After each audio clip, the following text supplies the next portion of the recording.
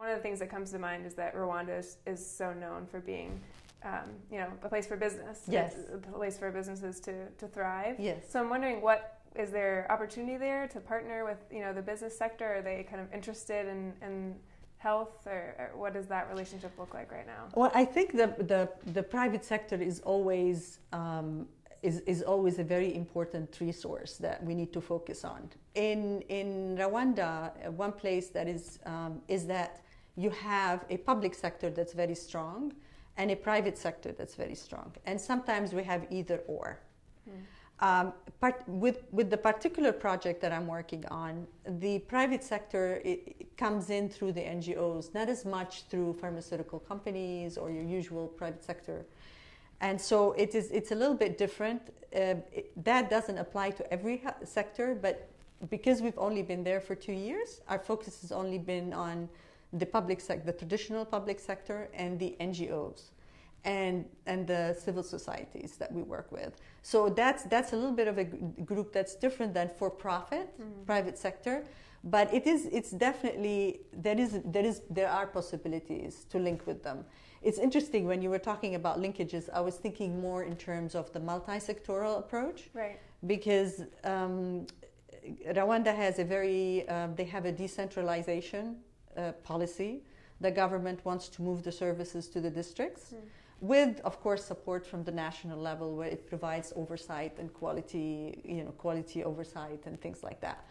And what's interesting at the district level, which is a really great model that should be sort of looked at and actually shared in other places, is that in the districts, and this is the vision of the Ministry of Health in Rwanda, and we're sort of supporting them. They have at the district level what they call a district health management team. And the district health management team, the uniqueness about the district health management team is they have representatives from the healthcare stakeholders in the districts. So they have the hospital included in it. It has the health director from the district included in it. They have the pharmacy from the administrative included in it. But so there's a lot of your traditional health groups that are part of that the district health management team. The unique part about it is that it's chaired by the vice mayor of social affairs. And the vice mayor of social affairs actually reports to the Ministry of Local Governance. So you have in a group, this group is supposed to oversee the quality of the healthcare system or the quality of the service delivery that's happening in their district.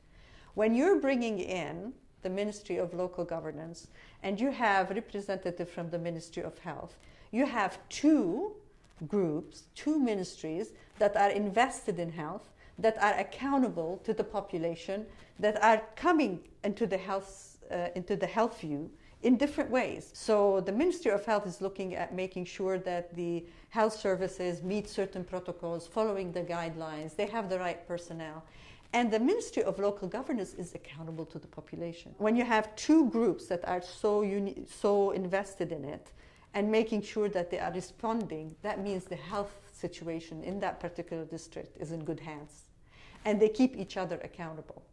So that's what, when you were mentioning about linkages, is not just between the private and the public, but also between a multi-sectoral approach between two groups, and then making it work, and it's functioning really, really well. This one, the reason why it's so unique, it's because it's at the district level. I've seen it work a lot at the national level, where like the Ministry of Agriculture works with the Ministry of Health to deal with nutrition issues.